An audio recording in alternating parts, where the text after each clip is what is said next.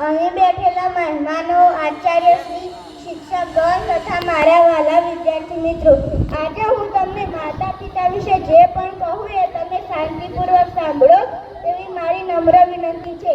માતા પિતાને ન કરો ધિક્કાર, અગણિત છે તેમના ઉપકાર. ઘરની છત ટપકતી હોય ને છતાં પોતાના બાળકો ઉપર અછતનું એક ટીપું ન પડવા દે ને તેને પિતા કહેવાય. મુખથી બોલું માં અને ત્યારે સાચે જ બાળપણ સાંભળે, પછી મોટપણની બધી જ મજા કડવી લાગે છે. આ દુનિયામાં સૌથી શ્રેષ્ઠ સંબંધ જો કોઈનો હોય ને તો તે આપણા માતા પિતા. માં સ્વર્ગ છે તો પિતા સ્વર્ગનો દ્વાર છે. માની સેવા કરશો તો સ્વર્ગ મળશે, પણ સ્વર્ગમાં જવા માટે સ્વર્ગનો દ્વાર તો ખોલવો પડે છે ને. તે માટે આપણે આપણા પિતાની પણ સેવા કરવી પડે છે અને તેમની વાત માનવી પડે છે. માતા પિતાની સેવા કરશો તો સ્વર્ગનો દ્વાર ખુલી શકે છે, પરંતુ તમારા આપેલા દુઃખથી નર્કનો દ્વાર પણ ખુલી શકે છે.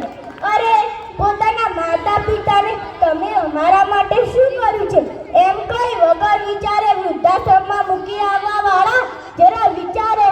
જન્મતાની સાથે તમને અનાથ આશ્રમમાં તો નથી મૂકી આવ્યા ને.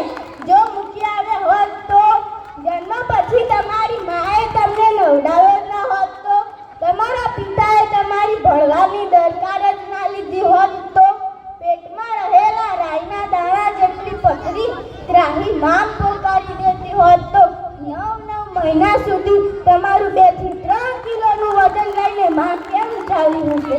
નાનો હતો ત્યારે માની પથારી ભીંજવતો હતો અને મોટો થઈને માની આંખો ભીંજવે છે. માને ભીંજવવાની તને આદત પડી ગઈ છે ને. માતા પિતાની સેવા કરી હશે અને તેમની વાત માની હશે તો અત્યારે આપણે સફળતાના શિખરો સર કરી ચૂક્યા હશું. अपने माता पिता के हाथ पकड़ के रखे, अपने माता पिता के हाथ पकड़ के रखे.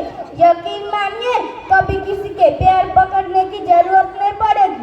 આપણા માતા પિતા ભલે અમર હોય, પરંતુ શિક્ષણ અને સંસ્કાર આપવાની ક્ષમતા જેટલી તેમનામાં છે ને તેટલી આ દુનિયાની એક પણ જગ્યાએ નથી. માતા પિતા તો સંસ્કારોનો ભંડાર છે. हर गीत के पीछे साज होता है, हर बात के पीछे राज होता है. चांद को देखो उसमें भी दाग होता है. तकदीर सब एक जाती है जिसके सिर पे माँ बाप का हाथ होता है. આપણે અત્યારે વાતમાં કહીએ છીએ કે તમને ના ખબર પડે, તમને ના સમજ પડે, પણ જરા વિચારો, સમજો.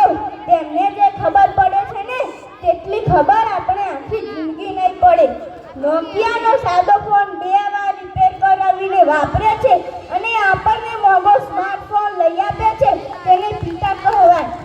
શરીરમાં તાવ તપતો હોય છતાં આપણા ખાવાનું વહેલા મોડું ન થાય તેનું ધ્યાન રાખનાર માતા કહેવાય.